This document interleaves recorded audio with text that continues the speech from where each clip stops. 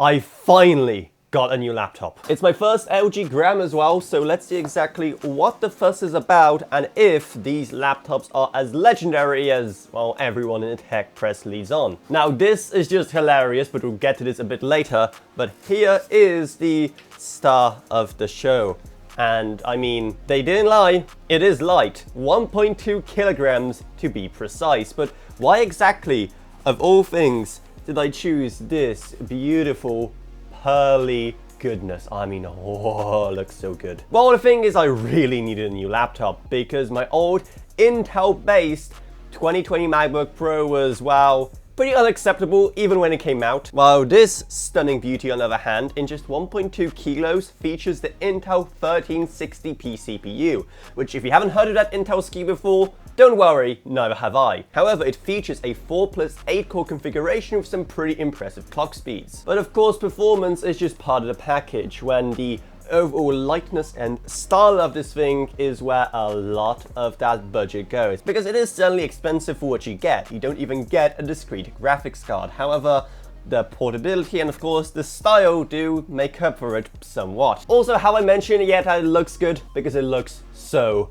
good. It features this iridescent finish everywhere apart from the keyboard, which is matte white, which just kind of contrasts weirdly against the black bezels on the screen, but whatever. But yeah, the iridescent finish everywhere else is just absolutely stunning. It is very flamboyant and out there, which makes me even more confused why I like it so much. I mean, as you can probably tell by now from my videos, my wardrobe is just black, and more black. But for some reason, my electronics are like the complete opposite of that. And by the way, I gotta say that this laptop matches my phone kind of nicely. Yeah, I'm min-maxing aesthetics when it comes to my electronics now. But now let's actually boot it up and see what the fuss is about. That is, if this thing comes with a pre-charged battery or not. And apparently it doesn't, so, you know, my fast MacBook charger to the rescue, I guess. Actually, while it's charging, there's a great time to look over the I/O, which on this side looks very worryingly like my MacBook Pro with just a audio jack and two USB 4/Thunderbolt 4 connectors. And that was my main issue with my MacBook Pro because that's all the connections he had. But here, just the fact that you get an additional USB Type-A port makes all the difference, and even an SD card slot as well. Even just those small changes means I pretty much don't have to carry on any adapters or dongles or USB docks with this laptop. Or select the accessibility icon in the bottom corner.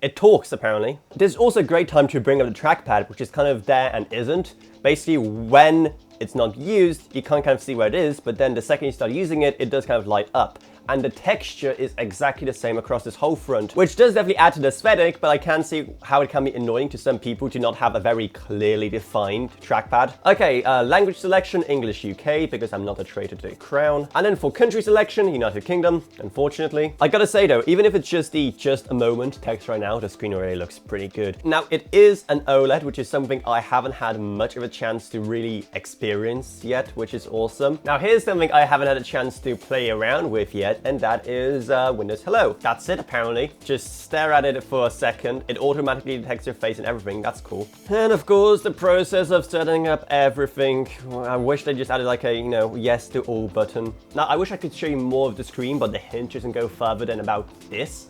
So, yeah.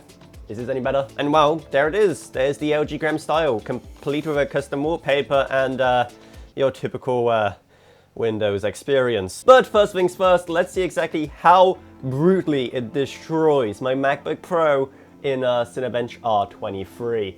I have a feeling it's going to be just no contest. Now, naturally, given how it has 4 performance cores, it's not as fast as some mobile offerings, but a score of 4,909 is still pretty comparable for this class of CPU. And in terms of the camera quality, it's actually not that bad, as you can see. Even if it's a bit kind of darker behind me, it still looks pretty good. There is some weird kind of smoothing going on my face, I can tell, but yeah, actually looks pretty good for a 1080p camera. And I don't know how good the mic is, but you know, by the time I'm editing this, I will know, and so will you. And overall, I couldn't be more happy with this thing. It's a light, it looks glorious, and it actually performs rather well. And I got it just in time for my upcoming trip to Canada, so I'll be definitely reporting from there exactly how good it is to travel with this thing.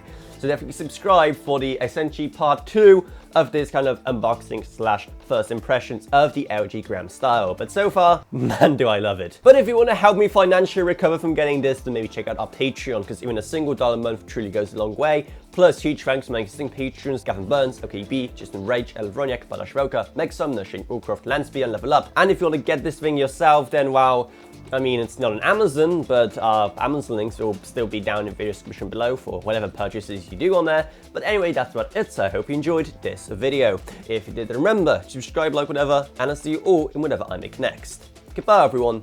Goodbye.